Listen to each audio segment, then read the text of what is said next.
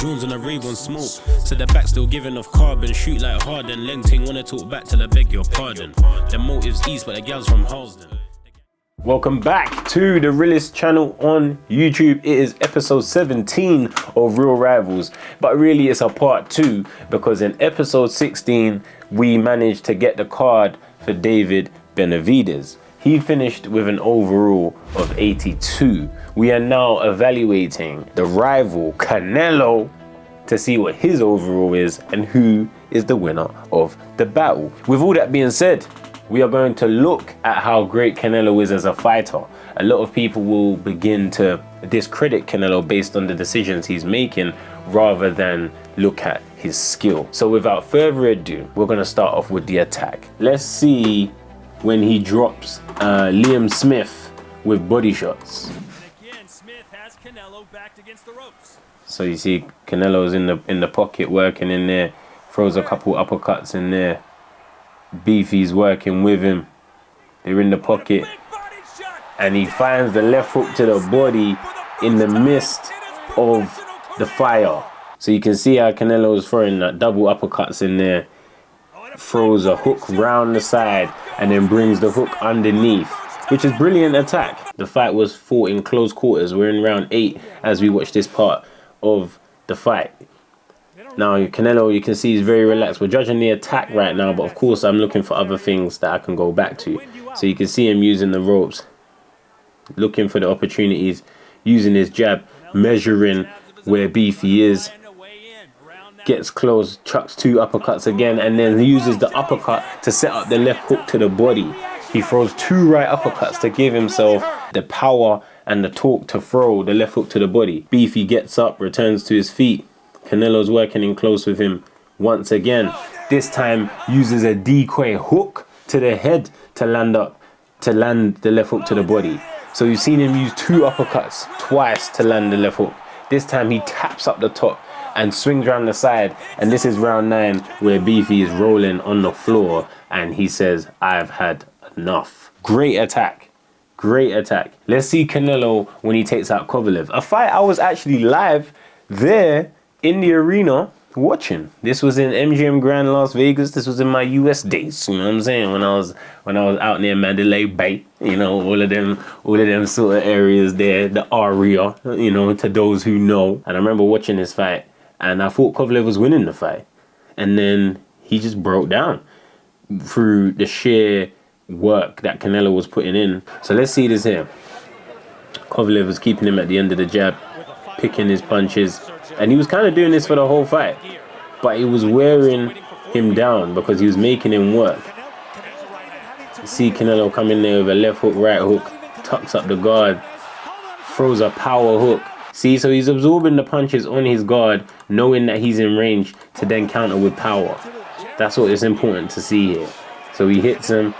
Kovalev says cool, puts out more traffic. Canelo lets him touch the guard, whacks a big hook, comes back with the right hand, crumples Kovalev, crumples him down. And again, a great show of attack. Canelo's most recent performance against Jermell Charlo. So you see Canelo here closing in, deliberately whacking the arms of Charlo. Deliberately whacking his arms. He's not offering much target. This was a very negative performance from Jermell Charlo. So he wasn't offering much openings because we all know openings come when you punch. So Canelo settled for the fact that whatever is available, I'm going to hit. Again, showing high IQ of attack. He's got body attacks here, head attacks, hooks, uppercuts, overhands, measuring with the jab. Very complete fighter. He's developed into a very complete fighter. Lead hooks, being disciplined to repeat the same punches. And then the big right hand there that got Charlo through the guard. He had to take a knee. He had to take a knee. He hit him on his temple. He said, "Let me take a knee." Canelo does a bit of everything, and this was basically what happened for 12 rounds. And I think Charlo went into the fight with the mentality that he will see the final bell. And when a fighter is in that mentality, it requires a lot to get them out of there, especially if they're tough. If the person is tough with that mentality, they're going to take the punishment. They're going to get dropped. They're going to get up. They're going to continue. They're going to continue to survive. Slip, duck, and hide. So after seeing his ability to work in close, his ability to work at range, his ability to want to hit anything that is offered as the target, it would be hard to not see why he can't get a 10. From what you want to see someone doing with their attack, Canelo does it. Power, 60 wins in his professional career. 60 wins and 39 knockouts. 39 knockouts is more knockouts than some people have fights. People retire before managing to rack up 39 fights. A person with a record of 39 wins is great, let alone to have 60 wins and 39 knockouts. We can't question this man's power. He has one punch knockout wins. He has accumulative batterings. So let's see now, talking about power, his one punch KO on Amir Khan, which was devastating. So Amir Khan was doing really well in this fight, being able to move around, use his speed, and he was giving Canelo some trouble. But in this round here, Canelo found his range, and I mean, that was the end. So Khan was probably winning every round up until this point. Maybe the 5th round was the closest, but 1 to 4, he bowed, and out he went. So you can see he uses the feint, punches into the space, feints into the space, gets his foot in position, and the only thing left to do is detonate that round. And out Khan went. Done. No need to even count. His last stoppage was against Caleb. Caleb was also putting up a great fight, using his movement, using his picking and his pokings, and then Canelo comes through there with the hook, the uppercut, and he just wears people down. See, Caleb's legs are not underneath him there as he has to jog over to the corner. Canelo sees that he's hurt, applies the pressure straight away. Look, jogging across the ring to finish him, throwing with might. Punching, punches him down to the ground. I can't give him a 10 for power because I don't believe his power is a 10, but I think we can give him a solid 8. We can give Canelo a solid 8 for power. I think if he hits you, you're going to feel it. If he continues to hit you, he's going to break you down. And if he hits you clean, there's a high chance he can knock you out. Speed. We like to look at speed in different ways. Speed of foot, speed of head movement. Now let's see Canelo's elite head movements against Daniel Jacobs. This is a clip that's often run. A lot of people use it as a breakdown. But look here at his head movement whilst Daniel Jacobs is trying to hit him. He's in range, he's in motion, he's using his guard, and then when the punches are coming in, he's using mad elusiveness to get his head off the line, out the way. Look, he can't touch him. He can't touch him. Maybe, listen, after fighting Floyd, he said, you know what, I'm going to learn some of this. He's not the quickest. And you normally hear me say that about the best fighters in the world, is that they're not the quickest because there's a certain amount of speed that you need to do things in order to continue to deliver them with velocity and balance. And it's normally a speed of 7 or 8.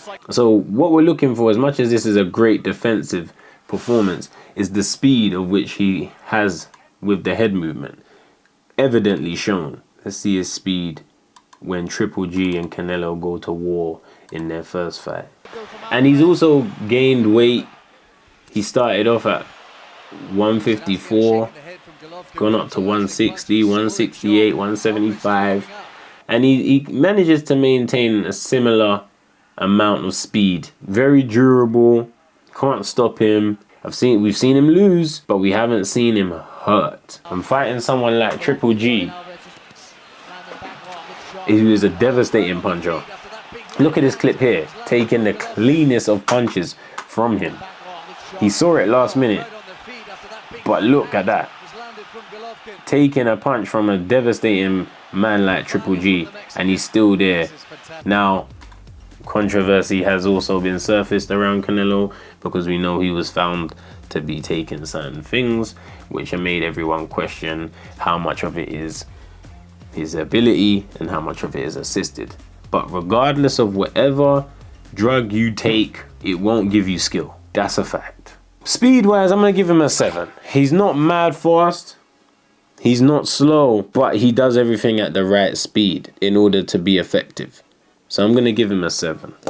Defensive performance now. Canelo shows all elements of defense. Footwork, hands, head movement. Like I said, we've seen hand defenses from Canelo. We've seen head movement. We've seen footwork. We've seen him manipulate range. We've seen him use all elements of the game. I mean, he turned pro at 15 years old. 64 professional fights from boy to man. He should know how to do everything. I mean, if you don't, what have you been doing for the last 16 years? Multiple world titles, multiple divisions. He's been in there with the best. The Triple G's, the Mayweathers, the Mosleys, the Liam Smiths, the Callum Smiths, Billy Joe Saunders, Khan, Plant. Few times he's come up short was against Floyd, and he came up short against Bivol. He's not impossible to hit, but he takes the hits as part of getting you back. Similar to what we see Tank do. He can do everything, but he's not in that category of you can't even touch the guy. He's had those performances though. He's had those performances where people really couldn't touch him. I'm gonna go with the 8. I'm going with the 8. Durability, we gotta give him a 10. The guy's done countless championship rounds. Been in trilogies that have gone the distance each time. Been hit by some of the hardest punches. Gone up to 3 weight categories. 154, 160, 168, 175. 4 weight categories. And still hasn't been affected by the bigger men in those divisions. You have to give the man the durability of a 10. We've never seen him shaken up. We've never seen him really rock like that. He never looks fatigued and tired and out of breath. Me not giving Canelo a 10 would be me being a heel. One thing that I live to not be. IQ! Again, like I just mentioned, the varied attacks. He can fight in the pocket. He can fight at long range. We don't really see him boxing on the back foot. He only boxed on the back foot the first time against Triple G. And that's a fight that I believe he lost. But he still was doing it. He's still boxing defensively, landing counters when Triple G was coming in. Let's see the hardest shot Canelo has taken against Triple G, the second fight. We've seen that again and again. I'm sure there have been moments when he's been... Straight right hand. Now, you know how many people Triple G has hit with punches like that? And the only place that them guys see after is the ground. And look, he's still there in the pocket, looking to counter, catching shots on his guard, looking to counter. And then returns with a double uppercut. Come on, man. I'm giving him the IQ of a 10, bro. The people might think I'm being dramatic, but people are going to be in their feelings of the fact that he's choosing to not fight Benavidez rather than looking at what the man does across 64 fights, multiple world titles, multiple pay-per-views. He is one of the best of his generation, and he's achieved everything that he's achieved, and he's still going strong. He's still at the top of the game. The only problem we have with him is that he is not willing to fight David Benavidez. With the attack of 10, power of 8, speed of 7, defense of 8, durability of 10, and IQ of 10, Canelo finishes with a staggering overall of 88, which I think is more than reasonable. Like, this guy in any computer game, he's probably a 90 overall. Now, Benavidez, his overall was 66, and then we added the previous opponents in. I can't even do that for Canelo. If I do previous opponent add-ons for Canelo, his overall is going to be 100. Benavidez, with the inclusion of his previous opponents, ended up with an overall of 82. Canelo is the winner of Real Rivals. I think Canelo is the more skilled fighter. He is the more well-rounded fighter. He has proven more. He has been in different waters and had to fight different ways to become the victor on the night. But David Benavidez, within those stats, he can still defeat this man. And Canelo knows that. And that's why he wants 200 M's. Will we ever see it? I hope so. But that's what the game is built on.